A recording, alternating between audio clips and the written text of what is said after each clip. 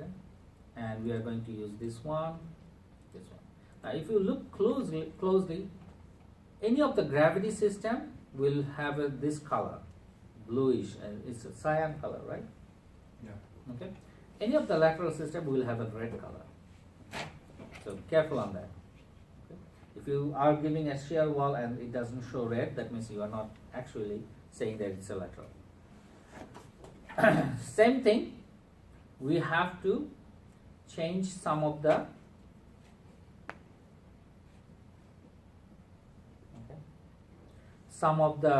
moment frames also. Now what is next? Well, our walls are done, slabs are, we need to apply the slabs. But before that, I want to give the moment frames also, okay, and special moment frames. So my moment frame is what? It's a beam and column system. So the beams and columns are already there. All I need to do is tell them that it's a moment connection or it's a moment frame.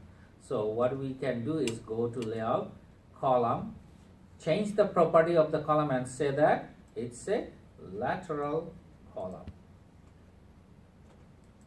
And how many of them? These three must be lateral and these three. Did you change the column property? First, Okay. okay. So go to layout, coming columns, change property, and I said okay, make it from gravity to lateral, and I fence that, and I changed this one. Now what about the shear walls? That was your question, right? Yeah, because we had to delete the beams for the shear wall, so we don't have to delete the columns. No, you have to change the columns properties also. Okay. Now the shear wall is a lateral member, but the end of the shear walls is not a lateral member. So you have to make them lateral. So this wall, this column, this column must be lateral. Now I'm saying that this is a column. In physically there is no column. If the shear wall goes all the way up, there is no column.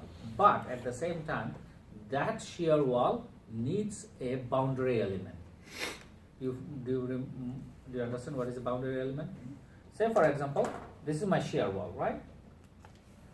So when my shear wall tries to move, that element and this element are in maximum possible stress when it tries to bend, right?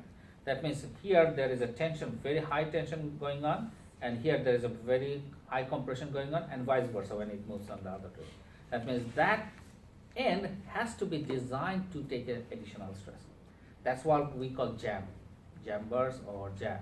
Now you are familiar with in your C488 senior design timber structures. At the end of the shear walls, you have like a what? Double 2x8s or 4x8s, 4x6 members, right? You are doing senior design, right? No. We are, but we're doing steel right now. Still, not Yeah. timber. Not here. Okay. Anyway, you will learn it. Okay. Anywhere you have a shear wall, you need the end members to be strengthened. Okay. Now those are called jambers, or those are called boundary elements. In concrete, we call it boundary elements. Okay. So boundary elements must be redesigned for higher stress. We add a lot of reinforcement. So basically, instead of saying that, how about we say that okay, it's a column. Okay.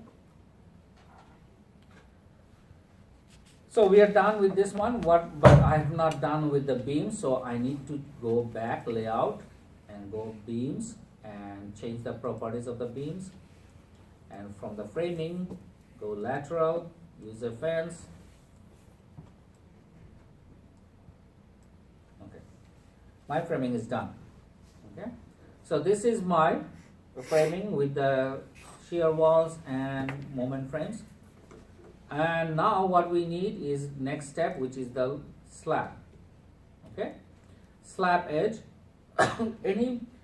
Right now this one shows the center line of the beams, right? So your slab cannot stop at the center line of the beams. It has to go over the beam and then extend a little bit more than the beams. So we have to design the end of the slab, and usually it's 12 inch to 18 inch depending on where you are located or how the architect wants. 18 inch extension from this center line, or 12 inch extension from this center line. Okay, do you follow me? Also remember, this column could be a 2 feet by 2 feet column or 3 feet by 3 feet column, pretty huge column. That means the slab has to extend on top of the column and flush with the, at least flush with the column. That means it has to at least go up to that part. Okay. So 12 inch is okay right now, and I'm saying that give it to the whole perimeter since it's easy. So that's the whole perimeter. That's all. Now basically what I'm saying that's the boundary of the slab. Okay. Next thing is go define slab deck assignment.